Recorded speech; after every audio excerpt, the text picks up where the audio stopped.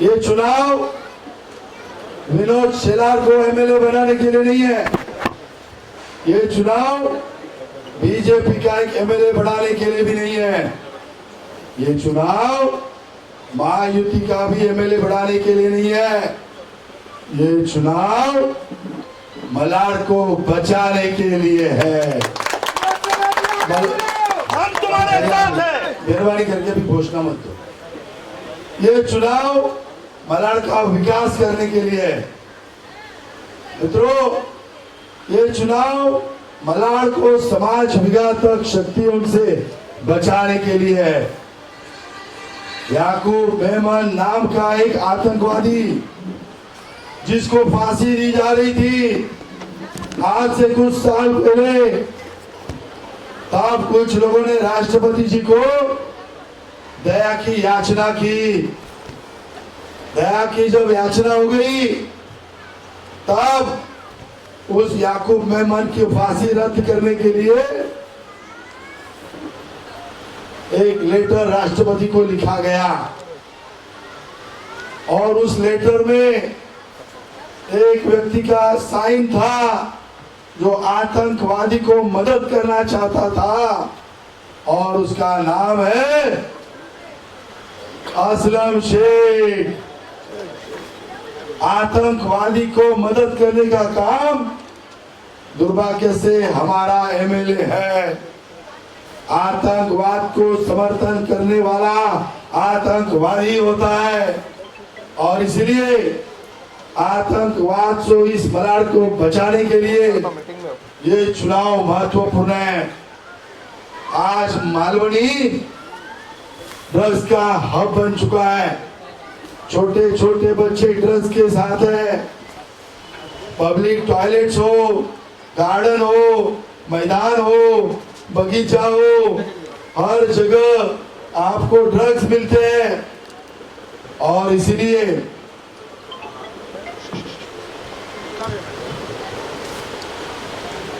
आज मेरे युवा और उनके पालक मालवनी के सभी चिंतित हैं। मैं आज ऐलान करता हूं, आमदार बनने के बाद, चुनाव जीतने के बाद पहले 4 महीनों में मालवनी को नशा मुक्त बनाने वाला हूं। मालवनी नशा मुक्त होगी। इतना ही नहीं, अभी 3 ऑप्शन ड्रग पेडलर्स के साथ है। या तो वो ड्रग्स का व्यापार करना बंद करे, या तो वो मालवनी छोड़े, और ये दोनों नहीं कर सकते तो फिर जेल के अंदर जाए। मालवनी ड्रग्स मुक्त हो ही रहेगा। मालवनी को भय मुक्त भी बनाना है। वो इसीलिए बनाना है, आजकल मालवनी में किसी के ऊपर भी कोई भी केस होती है, महिलाओं की गलत केसेस होती है, पॉस्को की केसेस करते हैं, झूठा पुरावा लगाकर हमारे कांग्रेस के लोग छोटे छोटे लोगों के ऊपर, जो सादे लोग हैं उनके ऊपर गलत केसेस दर्ज किए जाते हैं। पुलिस स्टेशन मैनेज करना, सीनियर अपना लाना और ये कर ये पूरे केसेस होते हैं। मैं आने वाले दिनों में मालवनी को भय मुक्त बनाने वाला हूं। मालवनी कचरा मुक्त होगी, मालवनी गड्ढा मुक्त होगी। मालवनी में 7 नंबर का अस्पताल नया जल्दी बनाया जाएगा। चुन के आने के बाद 4 महीनों में नया अस्पताल बनाया जाएगा। हाथी गार्डन का अस्पताल उसके 2 महीने के बाद पब्लिक को मिलेगा। साथ ही में नए नए रोड्स, बगीचा, मैदान, ये सभी मालवनी को मिलेंगे। असलम शेख जी ने 15 साल मिलने के बाद और कांग्रेस ने 25 साल मिलने के बाद भी मलाड के विकास के लिए, मलाड को आगे बढ़ाने के लिए कुछ भी नहीं किया। सिर्फ भरनी, मैंग्रोव कटवाना, इलीगल जगह हथियाना, यही काम किया। इसलिए मलाड आज इतना पीछे जा रहा है। लेकिन आप चिंता मत करो, 20 तारीख के बाद इस मलाड में विकास की गंगा लाने का काम यह विनोद शेलार आज यहाँ पे करने जा रहा है। और इसलिए 20 तारीख को आप सबसे विनती है, कमल के निशान के बाजू वाला नीला बटन दबाकर भारतीय जनता पार्टी को ज्यादा से ज्यादा वोट देकर 2 नंबर का बटन दबाकर विजयी बनाए, यही आपसे विनती करके आज मैं यहाँ पर आया हूँ। धन्यवाद। मलाड को 4 महीने में मैं ड्रग मुक्त बनाऊंगा, तो मैंने मेरे लिए भी टाइम लिमिट रखा है। उनकी नाकामयाबी बताई, मंत्री बनने के बाद भी वो ड्रग मुक्त नहीं बना पाए। मैंने कहा उन्होंने 12 साल से अस्पताल नहीं बनाया, मैं आने वाले 6 महीने में ये अस्पताल बीएमसी का बनाकर उसका लोकार्पण करवाऊंगा। तो बहुत सारी बातें मैंने उजागर उनकी की है, लेकिन साथ ही में मैं क्या करूंगा, मेरा एजेंडा क्या रहेगा, मेरे पार्टी का एजेंडा क्या क्या रहेगा, ये भी हमने स्पष्ट रूप में लोगों के सामने रखा हुआ है। विनोद जी, जब आपने शुरुआत की थी चुनाव प्रचार की और आज में क्या कुछ बदलाव हो गया है? आप यहाँ पे आरोप लगाते हैं सोशल मीडिया पर असलम जी पे, वो तुरंत उसका जवाब देते हैं। आप दोनों का ये जो बात चल रहा है सोशल मीडिया पर, इसको जनता किस तरह से देखती है और आप किस तरह से देखते हैं? पहले तो कोई वार भी मैं नहीं कर रहा हूँ बाबा, मैं तो वास्तविकता बता रहा हूँ। आप मुझे बताइए, मलाड में जगह जगह पर कचरे के ढेर नहीं है क्या? आप तो भी देखते हो। मलाड में सब जगह गटर भरे हुए हैं क्या? तो वो है। मलाड में टूटे फूटे रास्ते हैं तो है। मलाड में ट्रैफिक प्रॉब्लम है तो है। तो ये वास्तविकता है। अगर चुनाव में भी वास्तविकता नहीं बताने की तो कभी बताने का? और मैं वास्तविकता का चुनाव में खड़ा हूँ, वास्तविक चुनाव का प्रचार कर रहा हूँ, कोई कपोल कल्पित बात नहीं कर रहा हूँ। तो हकीकत बताने में अगर चुनाव में नहीं बताएंगे तो कभी बताएंगे। और मैं ये मेरी जनता से बोल रहा हूँ, तो मैं कोई वारवीर नहीं करता हूँ, मैं मेरी बात रखता हूँ और जो हकीकत है उसको लोगों को रियलाइज करा देता हूँ। सभी लोग जानते हैं कि मलाड में डेवलपमेंट नहीं हुआ, उसके बावजूद असलम जी के तरफ जो भीड़ बढ़ रही है उसका कारण आप क्या मानते हैं?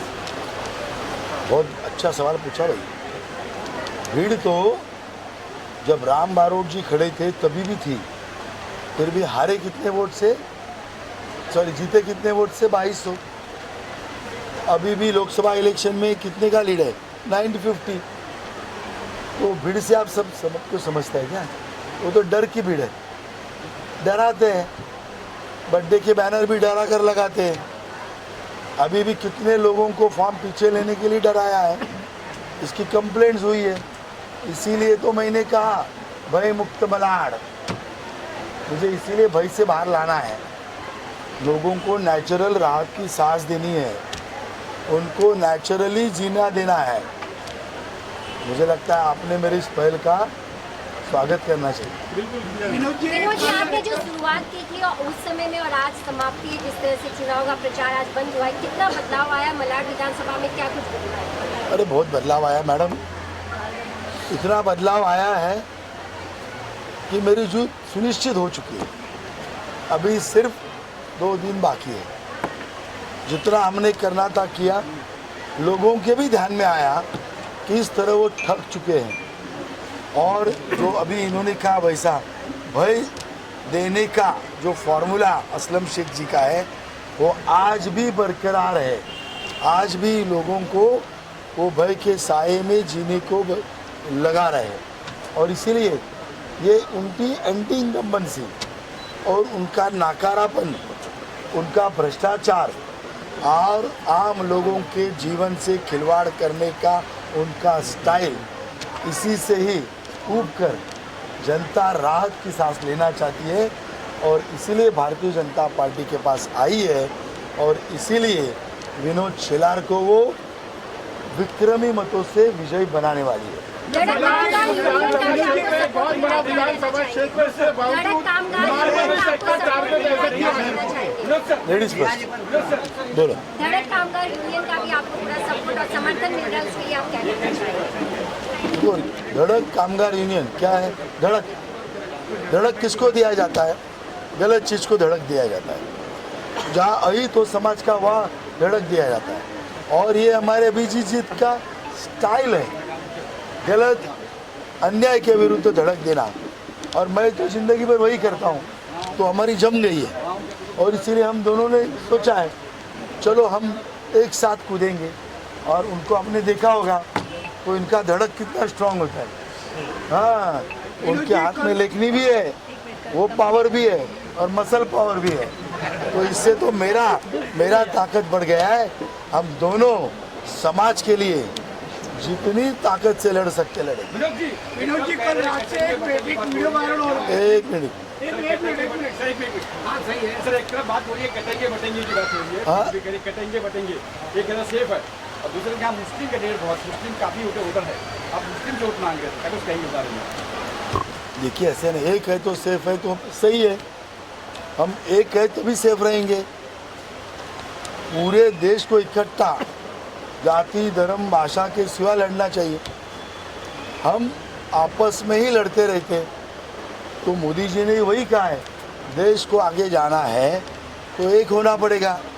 तो मुझे लगता है ये तो सही बात कही है, सही बात का स्वागत करना चाहिए। बोलिए। विनोद जी कल रात से एक वीडियो वायरल हो रहा है, माननीय ने एक स्टेज पे चढ़कर असलम के लोगों ने कैंडिडेट को रोका है, सभा रोकने की कोशिश की है, इस पर आप क्या कहेंगे?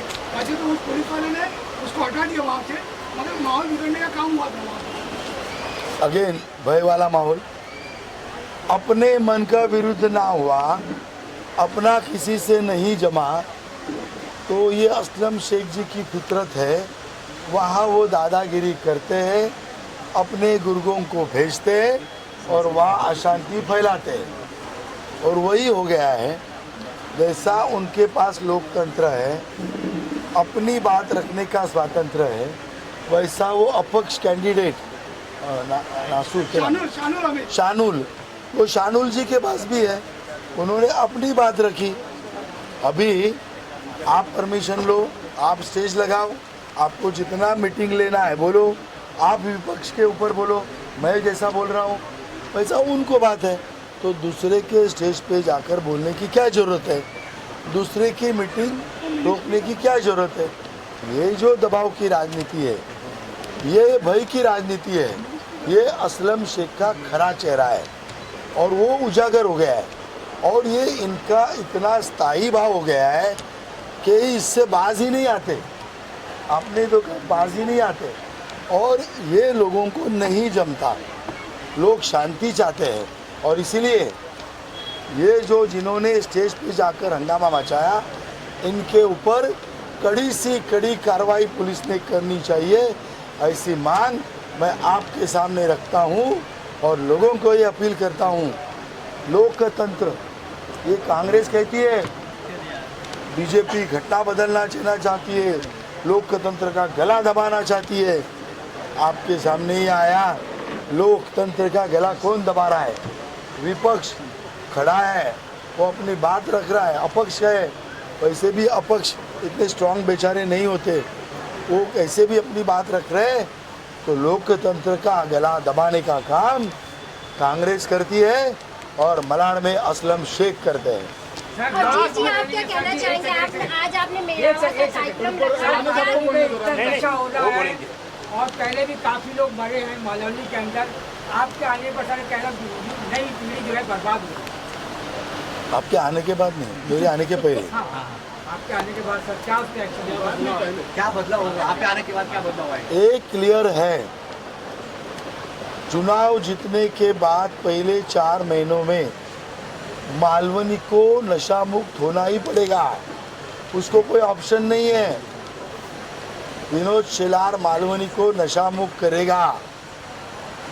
मेरे पास पूरे लोगों की लिस्ट है, कौन सी जगह किस जगह क्या होता है। हम पुलिस को ये एक्शन लेने के लिए बाध्य करेंगे। जो पुलिस वाले इनको मदद करते हैं उनके ऊपर कार्रवाई होगी। आम जनता का इसके लिए सहयोग लेना पड़ेगा। मेरे लिए ये चुनावी काम नहीं है, ये मेरा मिशन है। मेरे युवाओं की ज़िंदगी बचाना, उनके माताओं के जीवन में शांति लाना, उनके बच्चों के जो स्वप्न है उनके साकार करना, ये मेरा जीवन का मिशन है।